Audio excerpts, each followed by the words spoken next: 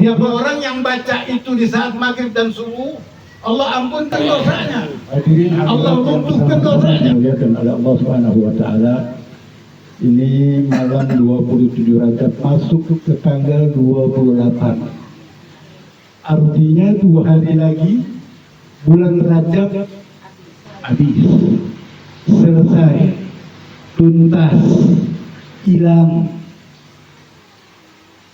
Kalau dari masuk tanggal 1 Rajab kemarin kita tidak banyak istighfar, rugi sekali. Makanya di amalan bulan Rajab itu luar biasa. Sampai di waktu maghrib dan subuh ada amalan yang dikutip oleh para ulama, suruh baca Rabbi firli warhamni wa tub alayya sebanyak 70 kali. Maghrib dan subuh. Di ketika sholat maghrib, assalamualaikum, assalamualaikum, langsung Rabbi firli warhamni wa tub alayya, Rabbi firli warhamni wa tub alayya, Rabbi firli warhamni wa tub alayya, sama sebanyak 70 kali. Siapa orang yang baca itu di saat maghrib dan subuh, Allah ampunkan dosanya. Amin. Allah runtuhkan dosanya. Amin. Allah gugurkan dosanya semua. Makanya bulan Rajab ini bulan istighfar. Luar biasa, 3 bulan ini luar biasa nih. Dari bulan Rajab nanti masuk ke Syaban, nanti bulan Ramadan. Jadi ketika kita sudah bersih benar, sudah banyak istighfar di bulan Rajab selama 1 bulan penuh, dari tanggal 1 Rajab sampai tanggal 30 Rajab, ini 2 hari lagi Rajab kita tinggalkan. Jangan lepas di bulan Rajab. Kalau kita panjang umur sampai tahun depan, baca kalau maghrib Rabbil firli warhamni wa tub alayya, Rabbil firli warhamni wa tub, Rabbil firli warhamni wa tub, kalau sebanyak 70 kali maghrib dan subuh. Itu siapa orang yang mendawamkan hal itu, diampuni dosanya oleh Allah Subhanahu wa taala. Sehingga bulan Rajab ketika lari, bulan Rajab ketika hilang, bulan Rajab ketika lenyap, dosa kita sudah bersih. Masuk nanti di bulan Syaban, perbanyak selawat kepada Sayyidina Muhammad. Itu di bulan Rajab. Itu amalan maghrib dan subuh. Ada amalan lainnya masuk tanggal 1 Rajab sampai tanggal 10 Rajab. Di waktu asar baca Subhanallahil Hayyil Qayyum 100 kali. Ba'dal asar 1 Rajab sampai 10 Rajab Subhanallahil Hayyil Qayyum. Masuk di tanggal 11 Rajab sampai 20 Rajab Subhanallahil Ahadis Samad 100 kali ba'dal asar. Masuk tanggal 21 Rajab sampai akhir bulan Rajab, baca Subhanallahir Rauf, Subhanallahir Rauf, Subhanallahir Rauf 100 kali. Waktunya ba'dal asar. Jadi 1 Rajab sampai 10 Subhanallahil Hayyil Qayyum 100 kali ba'dal asar.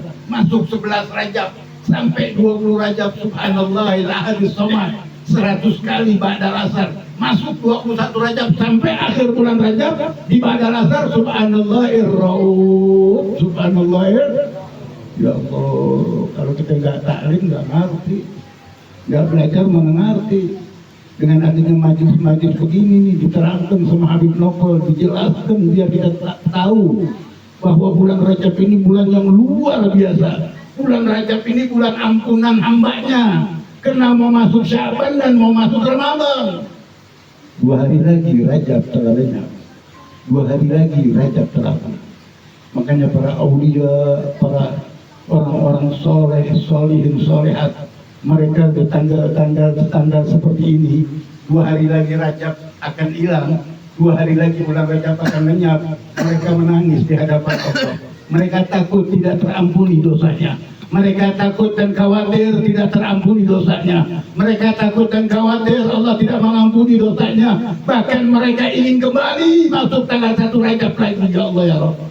Kenapa? Karena tahun yang akan datang belum tentu panjang umur. Kenapa? Tahun yang akan datang belum tentu kita bisa bertemu dengan bulan Rajab. Bulan Rajab yang luar biasa.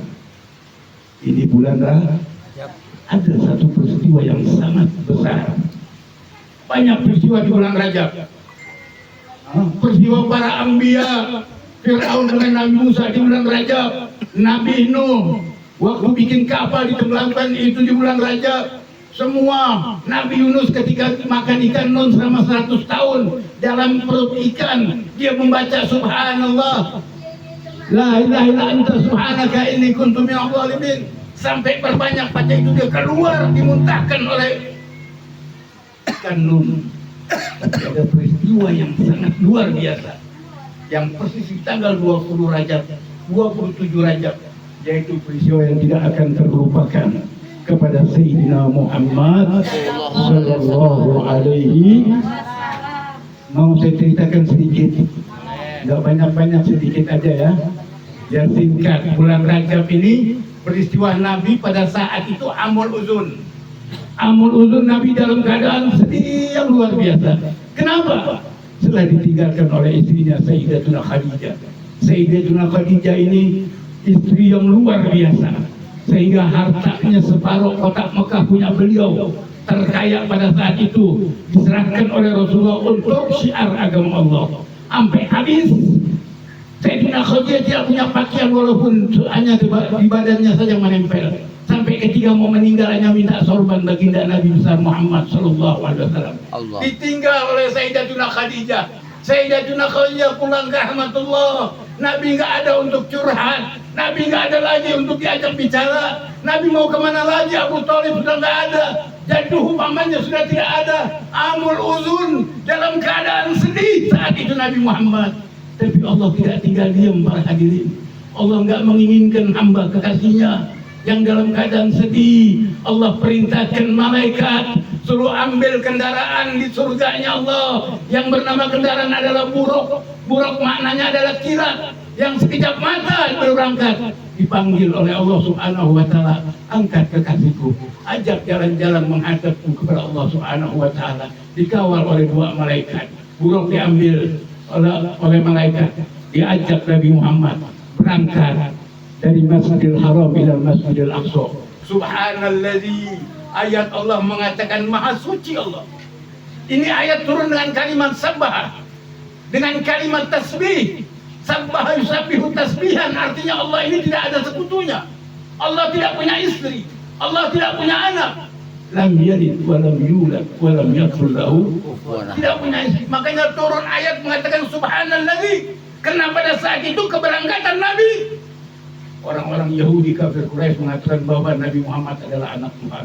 Makanya turun ayat maha suci Allah. Subhanalladzi asra bi abdihi, yang menjalankan hambanya. Bukan jalan, tapi yang menjalankan. Asra yusri bermakna menjalankan. Kalau bahasa Arab saro yasri berjalan. Saro itu ila suq, saya telah berjalan ke pasar. Saro itu ila madrasah, saya jalan ke madrasah. Tapi kalau asra yusri maknanya artinya menjalankan. Subhanalladzi asra, siapa yang menjalankan? Allah subhanahu wa ta'ala. Yang menjalankan hambanya siapa? Allah subhanahu wa ta'ala. Yang dijalankan siapa? Bi abdihi, yakni Nabi Muhammad. Bi abdihi bermakna ruh dan jasadnya Nabi berangkat.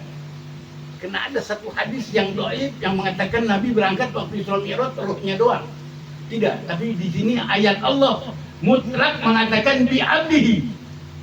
Abdihi seorang hamba, jasad dan ruhnya Nabi berangkat. Dari minal Masjidil Haram ilal Masjidil Aqsa. Itu namanya Asra Yusri. Namanya Isra dan Mi'raj. Isra-nya Nabi dari Masjidil Haram ke Masjidil Aqsa. Ini yang sekarang lagi dibantai oleh Palestina, yang juga dibantai oleh Israel Yahudi. Itu Masjidil Aqsa, itu Nabi berangkat dari situ. Di dalam Masjidil Aqsa itu ada batu besar yang mau ikut sama Nabi, cinta sama Nabi, sampai pengen ikut Mi'raj kepada Nabi. Tapi Nabi mengatakan uskut ya hajar, la tattabi'uni, diam wahai batu, jangan kau ikut aku. Akhirnya batu naik hanya sekitar kurang lebih 2 meter. Sampai sekarang diabadikan oleh Allah subhanahu wa ta'ala. Ini tanda-tanda kebesaran Allah subhanahu. Nabi berangkat pada saat itu. Itu Masjidil Aqsa itu yang saat sekarang lagi diperangi oleh orang Israel Yahudi. Terus sampai kapan? Sampai nanti kiamat. Sampai kapan? Sampai nanti kalau Yahudi sudah habis semuanya. Tidak bakal Yahudi habis kalau belum Allah tentukan yang berkehendak kepada Allah subhanahu wa ta'ala kepada orang-orang yang Palestina. Nanti semua umat Islam kumpulnya di sana. Semua itu tempat majma'nya muslimin, kumpulnya kaum muslimin nanti di situ. Bahkan Syekh Ahmad Yasin yang mengatakan seorang almarhum, seorang soleh, seorang wali Allah mengatakan mungkin sekitar 2027 nanti Israel akan habis. Mungkin perkiraan mereka, ramalan mereka. Syekh Ahmad Yasin mengatakan 2027.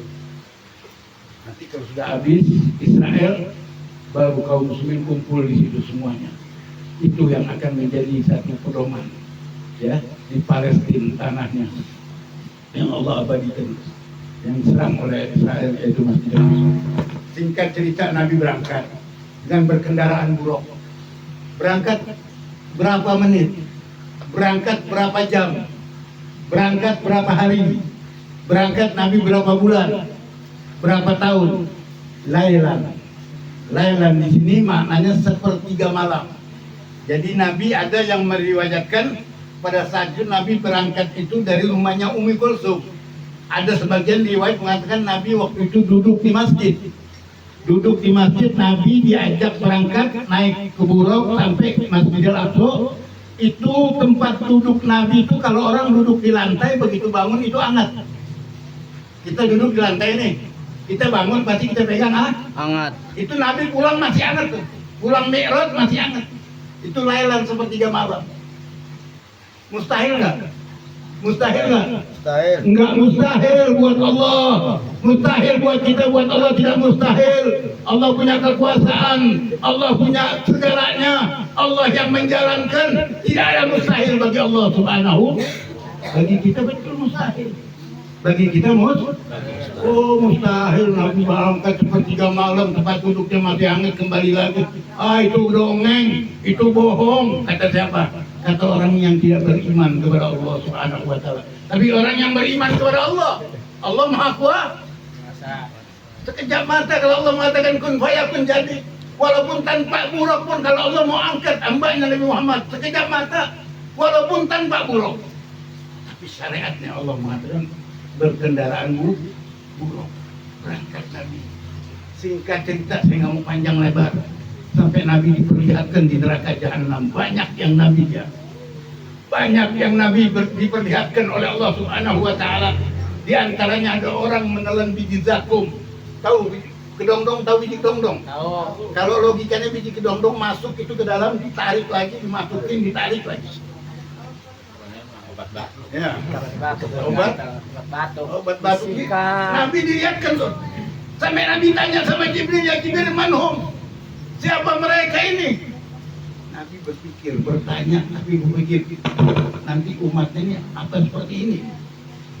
Itu khawatir Nabi. Nabi tanya, ya Jibril manhum, siapa mereka itu? Itu mereka orang yang suka makan harta anak yatim. Makan harta anak yatim formalitas doang. Tapi hartanya nggak disampaikan. Ini banyak kan? Hati-hati. Rp1 hati-hati. Kalau buat anak yatim, ya buat anak nggak boleh. Nabi berangkat lagi, diperlihatkan lagi ada orang yang lidahnya digunting. Digunting sendiri, nyambung lagi, digunting lagi, nyambung terus begitu. Nabi tanya, ya Jibril manhum, siapa mereka? Kata Jibril, itu orang yang suka memfitnah. Ngadu dong, gibah, ya, omongin orang. Orang kita lihatnya diomongin aja. Itu bertetangga nggak ada akurnya. Kadang-kadang orang punya harta sedikit hasut dengki. Jangan, ya, jangan gibah, jangan fitnah. Itu nanti diperlihatkan. Seperti orang yang lidahnya digunting, nyambung lagi digunting terus. Lantas berangkat lagi Nabi banyak. Ada perempuan yang rambutnya panjang digantung di besi. Besinya itu dari api neraka Jahanam. Rambutnya digantung, kakinya ke bawah, begitu digantung lumer dari rambut sampai bun-bunan sampai kakinya. Diutuhkan lagi, diikat lagi terus begitu. Nabi tanya, manhum ya Jibril, siapa mereka? Mereka perempuan yang kalau keluar dari rumahnya membuka aurat, tidak menutup auratnya, itu yang digantung. Banyak singkat cerita Nabi yang terakhir biasa Nabi bertanya sama Jibril, Nabi nggak bertanya sama Jibril. Nabi diam, saya kata, wabaka Nabi diam dan menangis. Dia lihat Jibril yang bertanya, ya Rasulullah, Engkau dari pertama, kedua, ketiga terus kau bertanya kepadaku, tapi di akhir ini engkau tidak bertanya. Kenapa engkau diam dan menangis? Aku mengeri lihat begini. Dia mikir umatnya. Dia lihat di neraka jahanam. Ya, bahan-bahannya lebih banyak wanita kepada orang laki. Banyakan orang perempuan. Nabi berpikir nanti umatku lebih banyak wanita ini. Nabi kembali, selesai singkat cerita. Nabi duduk bersama sahabatnya, termasuk Sayyidatul Fatimah Zahra, Imam Ali Salman Al-Farisi, ceritakan tentang mi'rajnya Nabi. Yang intinya pada saat itu Nabi dapat oleh-oleh perintah sholat 5 Waktu. Dulu pertama disuruh 50 waktu. Kalau 50 waktu ya Allah, 5 waktu aja dia ditinggal. Ya, dia enggak. Dagang sate lagi rame susah tuh. Dengar azan pada umpama nih. Dulu sekarang nggak ada lagi. Sekarang lagi. Iya kan? Dulu nih, dulu. Sekarang masih nanggung Ya kan? masih. Iya lagi sibuk dengar azan, tanggung gitu nggak tahu kan begitu dohor lewat sampai ke asar. Asar tanggungnya orang belanja banyak ya kan sampai ke maghrib. Nah ini hal-hal orang yang meninggalkan ibadah sholat, yang sholat itu luar biasa. Intinya Nabi itu waktu Mi'raj bertemu dengan Allah itu oleh-olehnya cuma sholat, nggak ada lain. 50 suruh balik ke Nabi Musa, undang manggil kali 9 kali 5, 40 nih, tinggal nih 5. Sekarang 5 waktu kita banyak yang kita tinggalkan. 5 waktu banyak ya? Jangan ninggalin sholat. Saya kasih tahu, hati-hati. Awwalu ma yuhasabu bihil abdu yaumal qiyamah as-sholat. Pertama nanti di padang mahsyar yang diinterogasi oleh Allah, yang diperlihatkan oleh Allah, yang ditanya setiap hamba adalah tentang sholatnya. Kalau sholatnya rapi, sholatnya benar, katut amal lainnya insya Allah benar. Tapi kalau sholat tidak benar, jangan harap amal lainnya benar.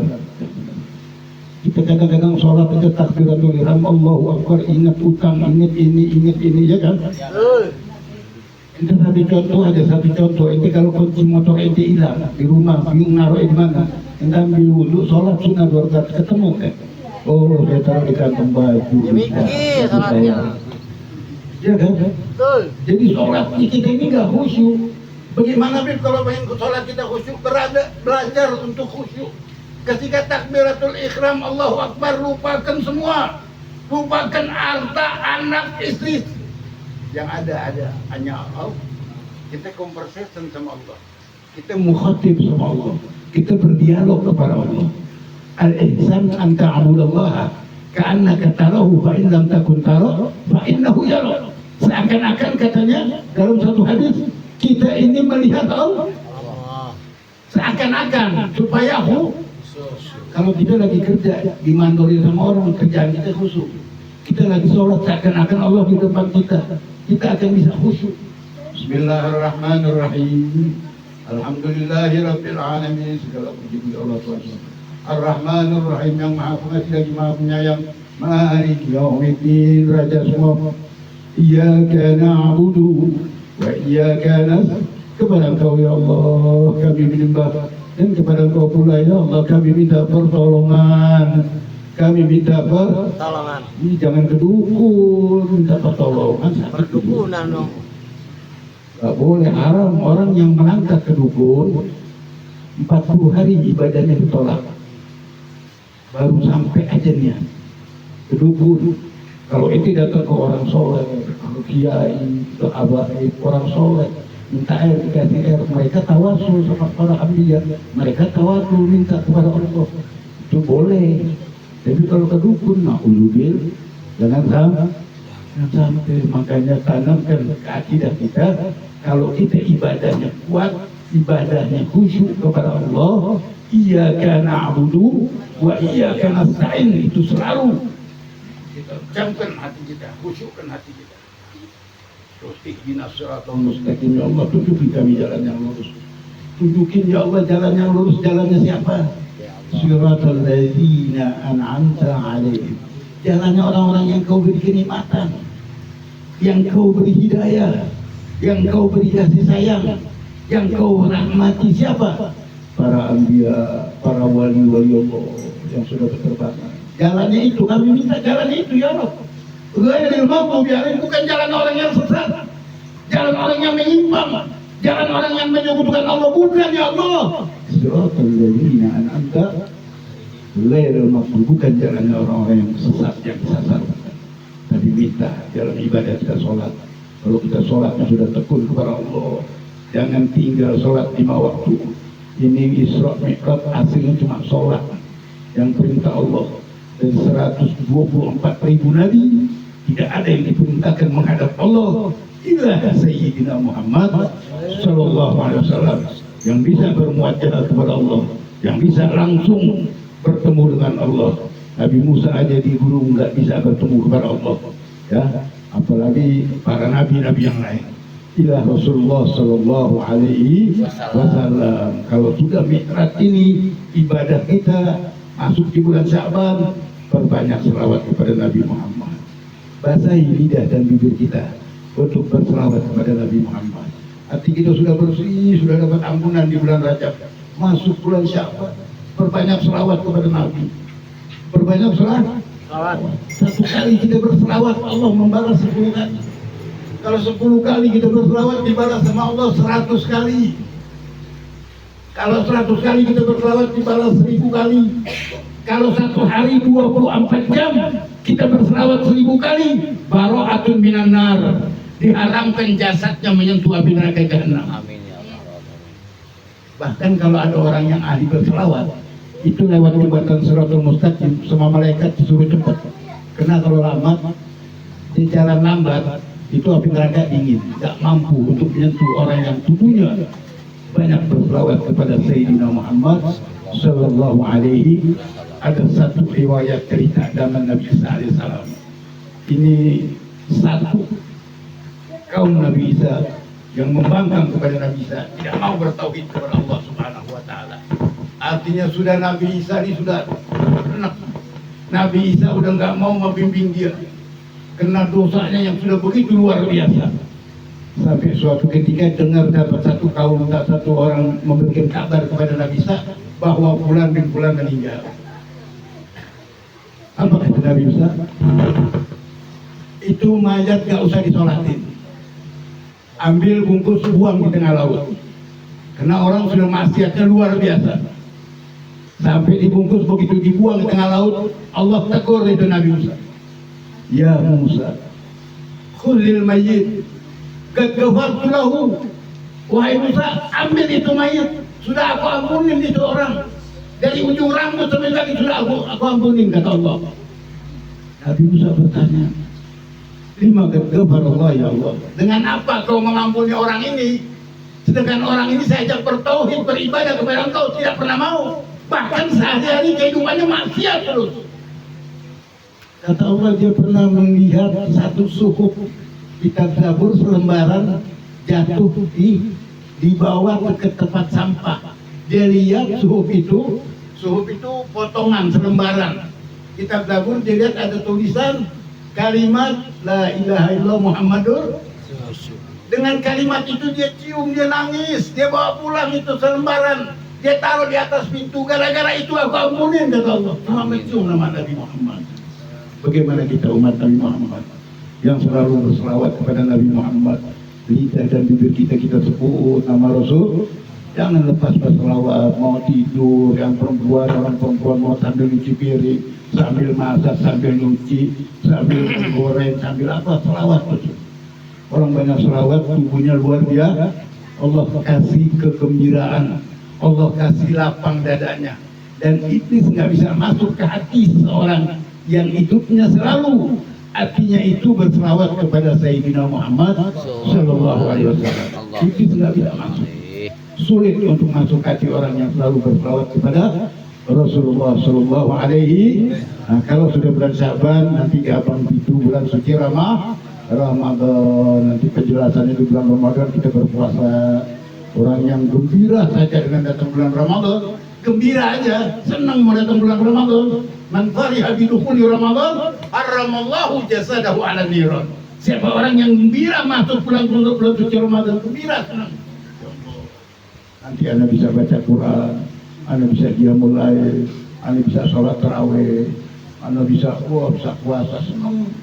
Haramallahu jasadahu alam. Kalau orang itu senang gembira, dia mati belum sampai masuk bulan puasa, diharamkan jasadnya sampai menyentuh api neraka jahanam. Apalagi sampai masuk bulan puasa, dia melakukan ibadah puasa, dia baca Al-Quran luar biasa. Al-Quran di dalam bulan puasa, Masya Allah. Satu urut di luar bulan Ramadan, kita dikasih 10 hasanat. Tapi di dalam bulan suci Ramadan, 27 hasanat satu urut. Kalau kita baca Bismillahirrahmanirrahim, kurang lebih 19 huruf.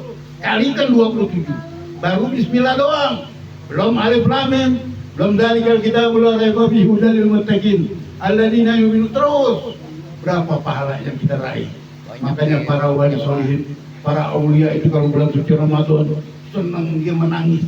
Tapi kalau ditinggal seminggu aja, mau bulan suci Ramadan mau kembali, mau lenyap, mau hilang, dia nangis. Tidak bisa pahala yang dilipat gandakan, yang didobel pahalanya hanya di bulan suci Ramadan. Satu kali kita sholat Jumat di bulan Ramadan, di luar Ramadan 41 kali Jumat. Fadilahnya luar biasa. Diamnya orang puasa dihitung tasbih, diamnya aja. Tidurnya pun dihitung. Tapi di luar bulan puasa nggak dihitung tasbih. Allah, mudah-mudahan sampai di bulan Syaban dan sampai lagi di bulan suci Ramadan. Allahumma ighfir dzunubana wastur uyubana wa tahhir qulubana wa ahsin manqalabana wa afina wa afu'anna. Allahumma maghfiratuka awsa min dzunubina wa rahmatuka indana min amalina. Allahumma iftah alaina abwaabal khair wa abwaabal barakah wa abwaabal ni'mah wa abwaabal sihah wa abwaabal lahirul batin wa abwaabal rizqi halalan wasi'an tayyiban fi kulli. ربنا آتنا في الدنيا حسنة وفي الآخرة حسنة وقنا عذاب النار. قل سبحانك ربك رب العزة عما يصفون، سلام على المرسلين والحمد لله رب العالمين. والعفو منكم والسلام عليكم ورحمة الله وبركاته. Waalaikumsalam warahmatullahi wabarakatuh.